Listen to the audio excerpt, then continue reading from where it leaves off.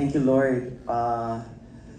When I started theater 25 years ago, ang inaakala namin na teatro, yung talagang may papasok at manunood, hindi po pala ganun.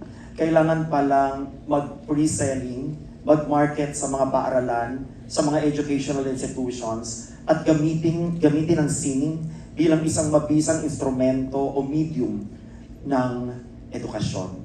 At yun din po marahil ang dahilan kaya po maraming nanood ng Ambangkay dahil po nagpunta po kami sa mga paaralan. At inilako ang pelikulang ito para makatulong sa ating industriya at masabi na we have transcended from being entertainers to becoming educators. At maraming salamat, Sinag Maynila. Wala po akong ginawa. Buong buhay ko hindi ipilit ang sarili ko sa pelikula. At ngayon nandito na po ako. Salamat po ng marami.